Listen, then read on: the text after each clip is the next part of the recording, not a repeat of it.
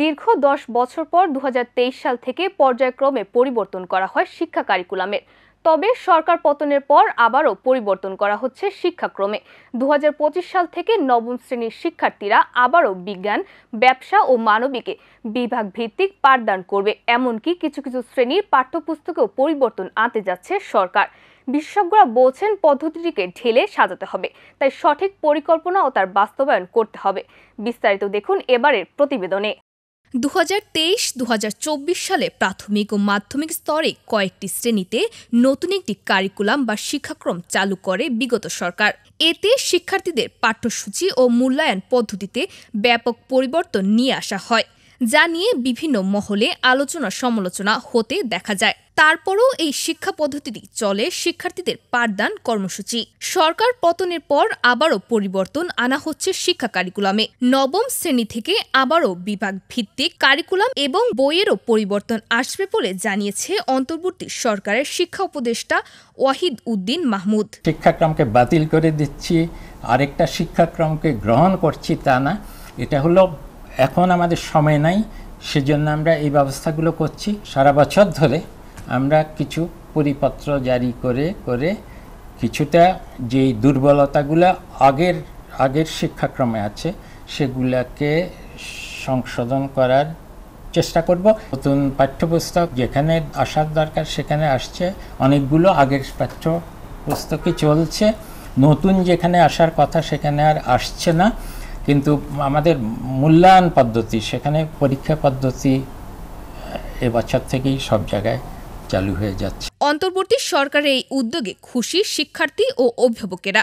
বেশিরভাগ শিক্ষার্থীরা এক প্রকার বাধ্য হয়ে মেনে নিয়েছিল নতুন কারিকুলামটি। না, ভালো লাগতো না, কারণ আগের কারিকুলামটা আমাদের মনে অনেক পড়াশোনার ডিস্টার্বিং করেছে। আমাদের পড়া অনেক কিছু ইনফরমেশন ওগুলো আমাদের বইয়ের মধ্যে দেওয়া হয়নি, তেমন ভালো লাগে না। আর এবার আগে যে কারিকুলাম আসতে চলেছে ওটা ভালো হবে, কারণ সায়েন্স, আর্টস, তারপর কমার্স এগুলো থাকবে। মানসম্মত একটা সিলেবাস গঠন করে দেয়, তাহলে শিক্ষার্থীরা এর ফলে খুবই আশাবাদী হবে। আমরা আশা করব যে ভবিষ্যতে আমরা একটি উত্তম এবং উন্নত মানের সোনার বাংলা গড়ার প্রকল্পে বাস্তবায়িত করতে পারব। পরীক্ষা হইলে ভালো হবে, কারণ পরীক্ষা না হলে ওরা পড়াশোনা করে না। পরীক্ষাটা হইলে আমাদের জন্য ভালো। অ্যাজ এ গার্ডিয়ান হিসেবে আমি বলি ভালো, সবাইও বলবো। শিক্ষা সংশ্লিষ্টরা বলছে যে পরিবর্তন করা হচ্ছে তা স্বল্প সময়ের জন্য কাজে দিলেও শিক্ষা পদ্ধতিকে ঢেলে সাজাতে হবে। আমি মনে করি যে এটা সাময়িক সমাধান, কারণ যেহেতু বিদ্যমান কারিকুলামটাকে কেউ নিচ্ছে না, অ্যাকসেপ্ট করছে না, এটা অনেকটা বলা যায় যে স্বৈরতান্ত্রিক মনোভাব থেকে চাপিয়ে দেওয়া এক ধরনের কারিকুলাম ছিল।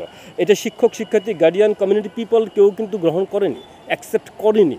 তো এই চাপিয়ে দেওয়া জিনিসটাকে গভর্নমেন্ট বাতিল করে দিয়েছে। বাতিল করে দিয়ে তারা এখন তাহলে কারিকুলাম বাতিল করে তাহলে কী করবে? এখন এর বিকল্প উপায় হিসাবে বলছে যে আগে যেটা ছিল সেটাকে মিনিমাম রিপেয়ার করে, যেতটুকু রিপেয়ার না করলেই না, অতটুকু রিভাইজ করে তারা আপাতত, কিন্তু আমি বলছি যে এটা আপাতত, এটা যাতে আবার লম্বা সময় ধরে চলতে না থাকে, এটা সমাধান না। তা আমাদেরকে ওইটা করার জন্য আবার একটু ওয়েটও করা লাগবে। কোন জায়গাটা দেখুন, সেটা হচ্ছে যে আমাদের কনস্টিটিউশন পরিবর্তনের কথা আসছে। এখন কেউ পুনর্লিখনের কথা বলছেন। তো এখন কনস্টিটিউশন পরিবর্তন হলে সেই অনুযায়ী আমাদেরকে এডুকেশন পলিসি করা লাগবে, এবং পাশাপাশি আমরা দেখি যে বিভিন্ন পলিসি হয়, রিভাইজ হয়। যেমন আমরা বলি যে শিশুনীতি, নারী নীতি, শ্রমনীতি, এরকম বিভিন্ন নীতি আছে। তো এই সবগুলোর উপরে বেসিস করে, মানে সংবিধান, এডুকেশন পলিসি, পাশাপাশি অন্যান্য নীতি, এগুলোর উপরে বেসিস করে দেশের সক্ষমতা কী, শিক্ষকদের ক্যাপাসিটি কেমন, শিক্ষক-শিক্ষার্থী রেশিও কেমন, ইনফ্রাস্ট্রাকচার অবস্থা কেমন, এই সব কিছু বিবেচনায় করে একটা নতুন কারিকুলাম আমাদেরকে প্রণয়ন করা লাগবে। এটা হলো চূড়ান্ত সমাধান। বিগত সরকার নবম শ্রেণীতে বিভাগ নির্বাচন বাতিল করে এবং তৃতীয় শ্রেণী পর্যন্ত কোনো পরীক্ষা না নেওয়ার সিদ্ধান্ত নেয় এবং বিভিন্ন পাবলিক পরীক্ষাও স্থগিত করে, যা নিয়ে ক্ষোভ ছিল শিক্ষার্থী ও অভিভাবকদের মাঝে। আবারও পরিবর্তন আসতে যাচ্ছে শিক্ষাক্রমে। ২০২৫ সাল থেকে নবম শ্রেণীতে শিক্ষার্থীরা বিজ্ঞান, মানবিক ও ব্যবসায় যে বিভাগে চায় সে বিভাগে পাঠদান করতে পারবে। এমনকি কিছু কিছু শ্রেণীর পাঠ্য বইও পরিবর্তন আনছে সরকার। শিক্ষার্থীরা ও অভিভাবকরা এই পরিবর্তনকে স্বাগত জানিয়েছে। ফারিয়া আক্তার, আমরা করব জয়, এটিএন বাংলা, ঢাকা।